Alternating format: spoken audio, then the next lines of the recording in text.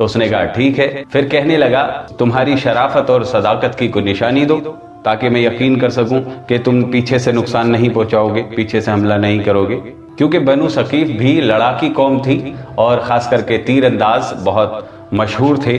تو پھر انہوں نے جو ہے ایک آدمی ابرہہ کو دیا جس کا نام تھا ابو رغال. انہوں نے کہا کہ بھئی یہ آدمی اتنا خاص ہے کہ بھئی یہ تمہیں ایک تو طائف سے مکہ تک کا راستہ دکھائے گا، کیونکہ اس وقت میں کوئی سڑکیں تو ہوتی نہیں تھی. ابو رغال نے مکے والوں سے غداری کی اور ابرہہ کو راستہ بتایا. مکے تک پہنچا کر راستے میں ہی وہ راستہ بتا کے کہیں مر گیا.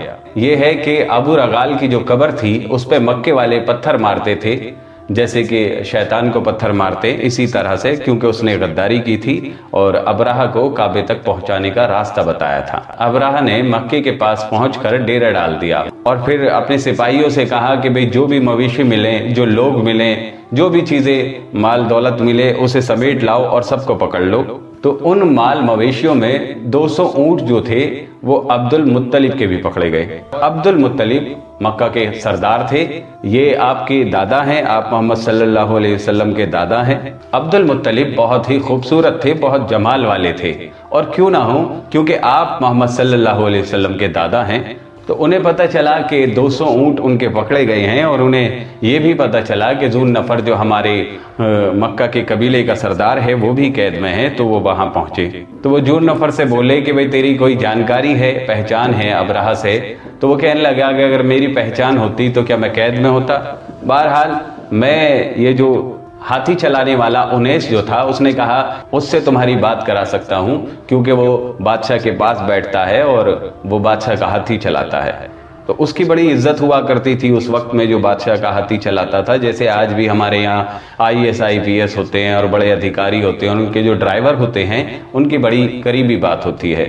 تو اس نے انیس سے کہا اور انیس نے ابرہہ سے کہا کہ عبد المطلب جو سردار ہیں مکہ کے وہ ملنے آئے ہیں. تو اس نے کہا ٹھیک ہے بھائی بلاؤ.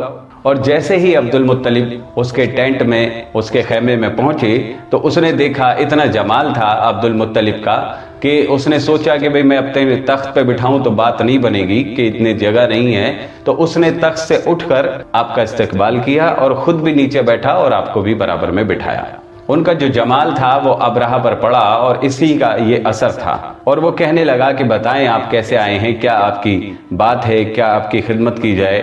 تو پھر انہوں نے کہا، عبد المطلب نے کہا کہ بھئی مسئلہ کوئی خاص نہیں ہے، بس بات اتنی سی ہے کہ آپ کے سپاہیوں نے، آپ کے فوجیوں نے جو میرے 200 اونٹ پکڑے ہیں آپ انہیں چھوڑ دیں. تو ابرہہ یہ سن کر ہنسنے لگا. انہوں نے پوچھا کیا بات ہے؟ تو وہ کہنے لگا کہ عبد المطلب دیکھو جب تم آئے تو تمہارے لیے میرے دل میں بڑا رعب تھا، بڑی عزت تھی، لیکن جب تم نے اونٹوں کی بات کی تو تمہاری عزت ساری ختم ہو گئی اور تمہارا جو رعب تھا وہ ختم ہو گیا. تو عبد المطلب کہنے لگے کیوں؟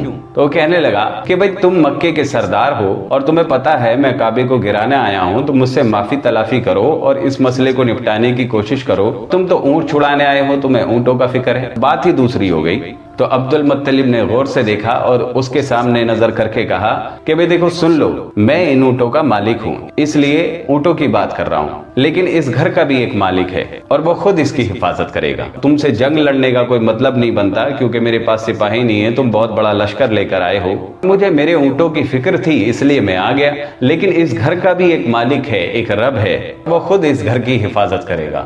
تو پھر ابرہہ نے کہا ٹھیک ہے بھائی لے جاؤ اپنے اونٹ لے جاؤ، لیکن قریش سے کہہ دو اور اپنے مکہ کے قبائل سے کہہ دو کہ ہم تمہارے ساتھ جنگ کے لیے نہیں آئے ہیں، ہم تو کعبہ کو گرانے آئے ہیں، کعبہ کو گرائیں گے اور چپ چاپ واپس لوٹ جائیں گے. عبد المطلب نے کہا ٹھیک ہے. آئے اور کہنے لگے مکے والوں سے، بنو ہاشم سے، کہ بھئی سارے لوگ پہاڑوں پہ چلے جاؤ اور اللہ سے دعا کرو. آپ نے خود نے بھی طواف کیا، پہاڑ پر پہنچ گئے. پہاڑ پر پہنچ کر اس نے بھی دعا کی کہ مولا ہم تیرے گھر کی حفاظت نہیں کر سکتے، آج تو اپنے گھر کی حفاظت خود فرما، کیونکہ ہم تو عاجز بندے ہیں، ہمارے پاس اتنی طاقت نہیں ہے. بادشاہ نے حکم دیا، یعنی ابرہہ نے حکم دیا اس محمود ہاتھی کو کہ اسے آگے چلایا جائے، کیونکہ وہ سب سے بڑا تھا اس لیے.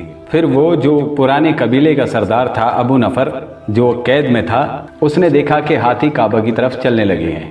تھا تو وہ قیدی، لیکن وہ موقع نکال کر، موقع دیکھ کر وہ محمود ہاتھی جو تھا اس کے کان پر لٹک گیا، اس کے کان پر چمٹ گیا اور وہ اس کا کان پکڑ کے کہنے لگا اے ہاتھی بیٹھ جاؤ، آگے مت بڑھو، یہ اللہ کا گھر ہے۔ اس کا اتنا کہنا تھا کہ ہاتھی بیٹھ گیا۔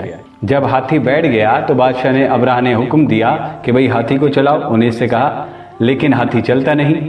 تو ہاتھی چلانے والے نے جب اس کا رخ موڑا یمن کی طرف تو ہاتھی اٹھ کر اور چلنے لگا۔ ابرہہ نے کہا کہ ایک لمبا چکر لے کر پھر سے کعبے کی طرف موڑو۔ جب کعبے کی طرف موڑا تو وہ پھر سے بیٹھ گیا۔